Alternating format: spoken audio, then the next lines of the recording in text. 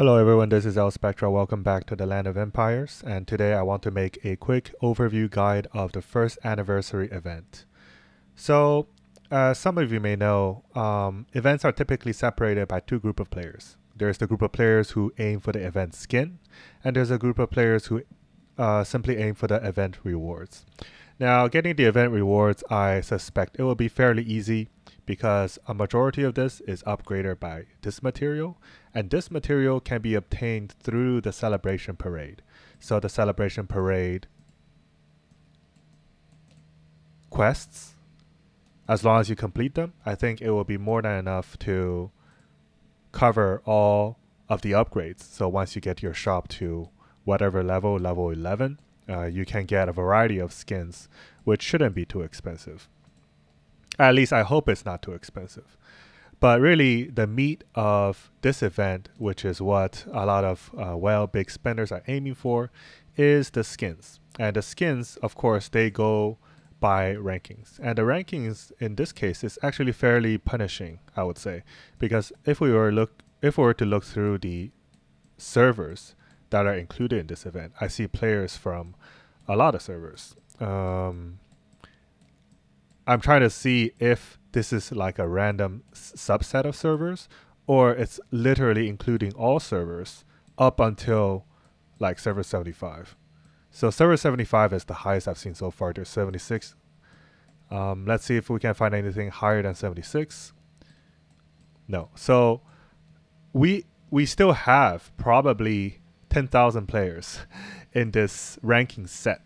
And really, if you are outside of the top 10, then you're pretty much out of luck, because unless they change the reward distribution, which I really think they should, you will not get a permanent 10% defense buff if you rank outside of the top 10.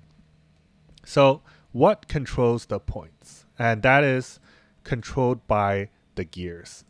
I'm just going to call it gears. And you get gears by farming resources in this interface.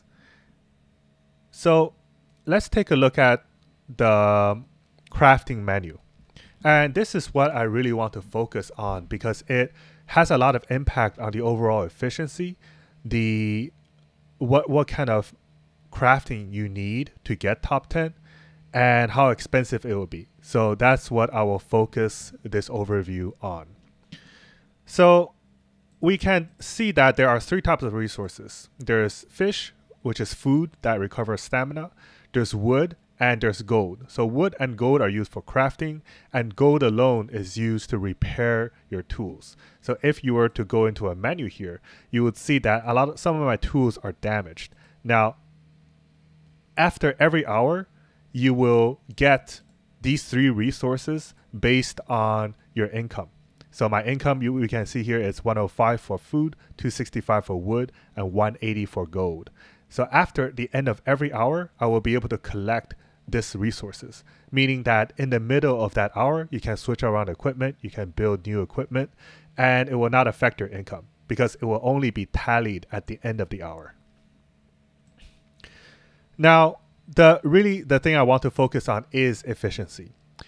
But if you want to win the event, efficiency might not be the way to go.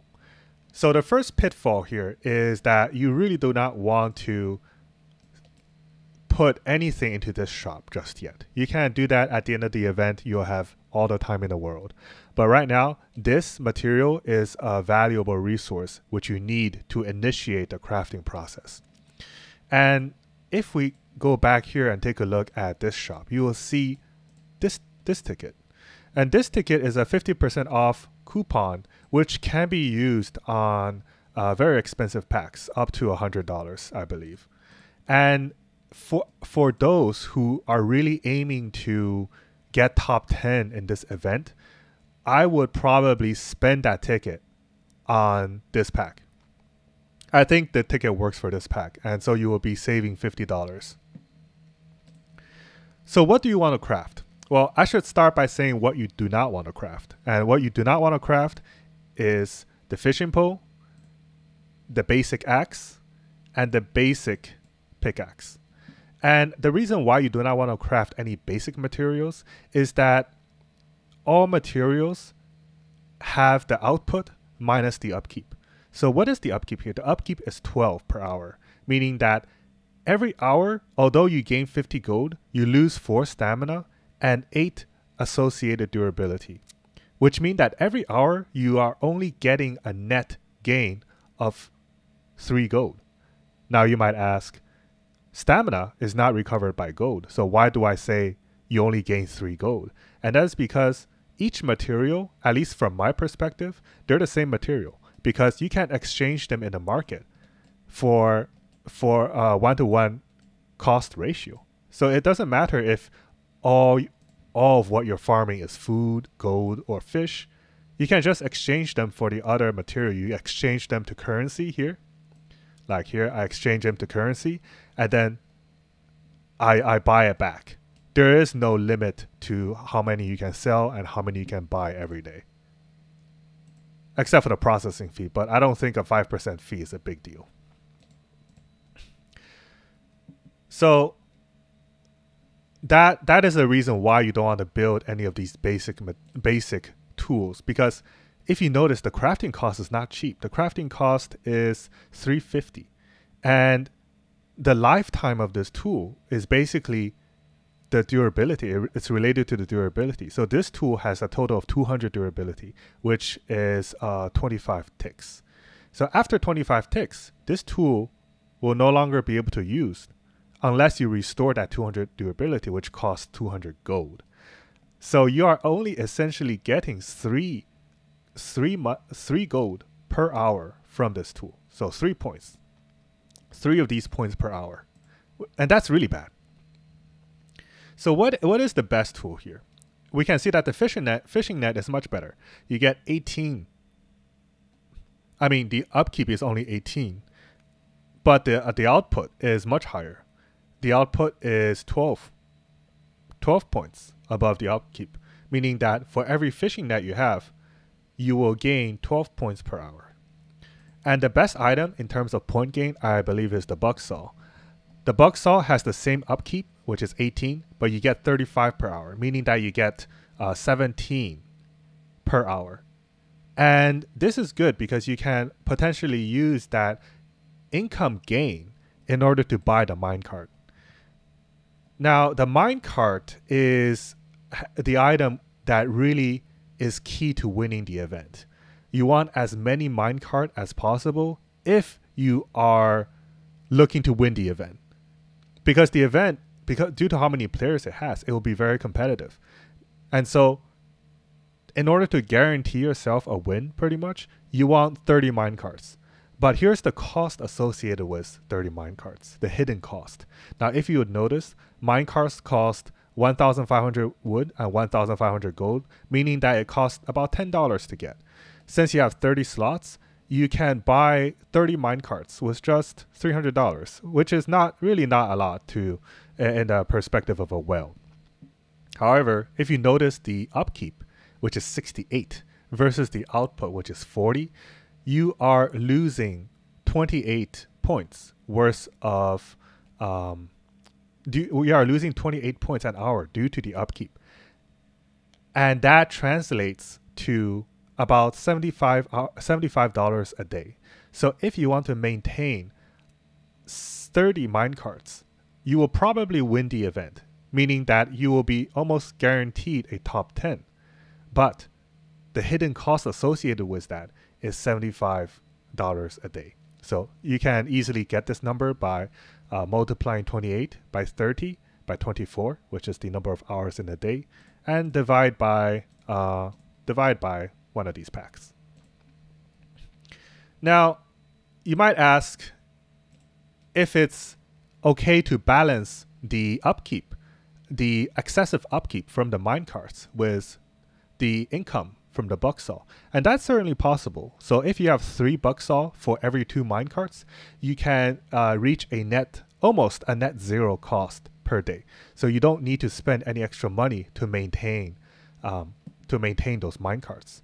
But if you notice the difference in income between a minecart, which is 25 per hour, and a bucksaw, which is 12 per hour, this strategy might actually be the biggest trap, because due to how competitive this event was, if there were only like a dozen servers per bracket, then I would definitely go with this efficient approach that will only cost about $150 to $200, especially if you use that 50% discount bundle on the $100 pack.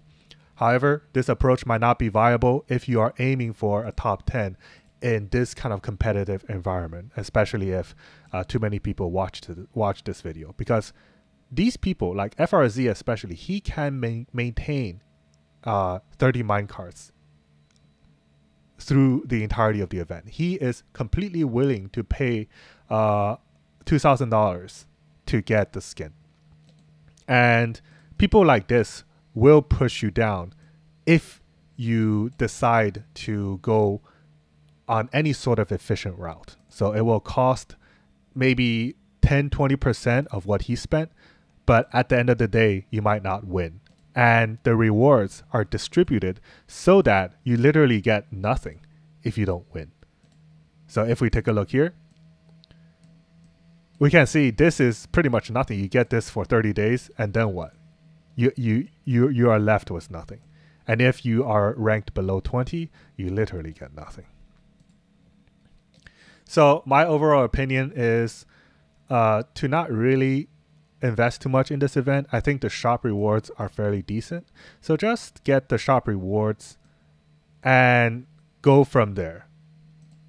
So there's actually a second coupon here, which is quite good. So some would argue that this would even make it cheaper to go for, the entirety of, like, to aim for rank top 10, but really realize that the upkeep is $75 a day.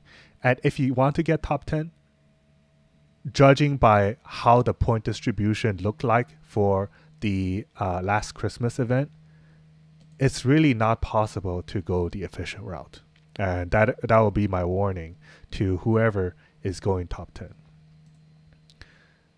And due to the reward distribution, although there is a very efficient route, which is a combination of Bucksaw and Minecart, I'm not too sure what the end return for that route will be, because there is nothing outside of the top 10. And I think the developers should add something to compensate or to reward those who made an effort in this event, whether it's a cost-effective effort or not, but it's still quite expensive.